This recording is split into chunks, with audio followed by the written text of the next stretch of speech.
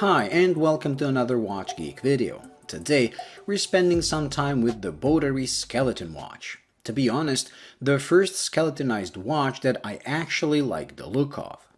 I'm not a fan of skeletonized watches in general or as a daily wear, but I do like to take them in my hands from time to time just so I can ogle and appreciate the inner workings of mechanical watches.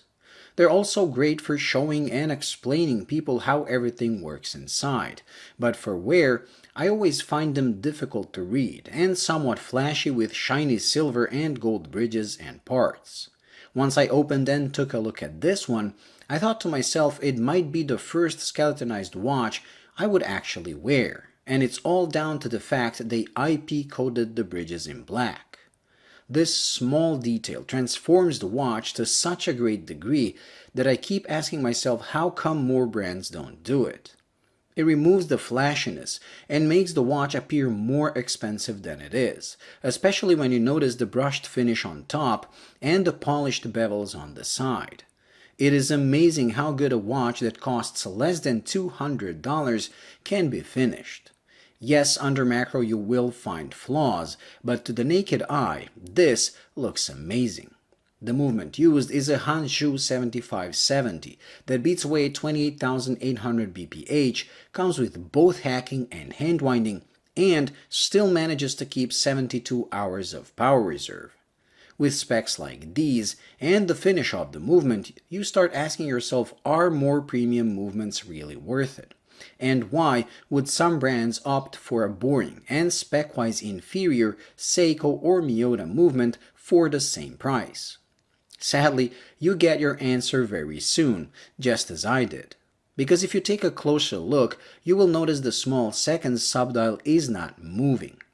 The reason being, the mainspring snapped the first day of wear.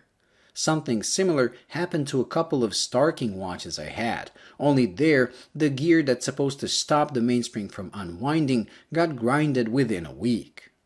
These movements simply use inferior materials, and every watch you purchase is a gamble. You might end up with a watch that will die within hours, like this one has, or one that will work flawlessly for years, like some other Starking and Cadison watches my wife wears every day. The fact is, you simply cannot know.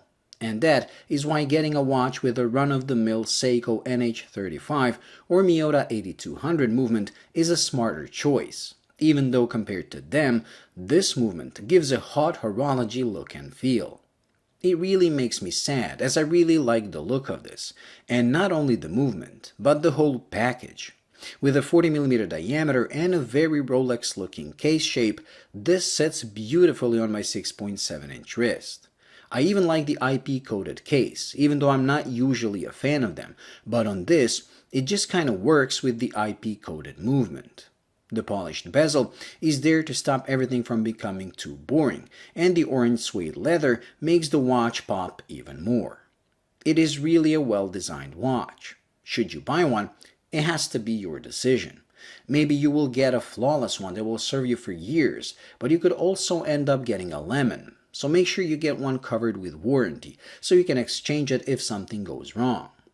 Usually with these types of AliExpress watches, as I like to call them, if something is about to break, it happens pretty early. And if it doesn't, they usually last, just like my wife's watches. It is down to you if you're willing to gamble. Well, thank you for watching. I hope you enjoyed and found it useful. If you did, please like and subscribe, and until the next video, bye.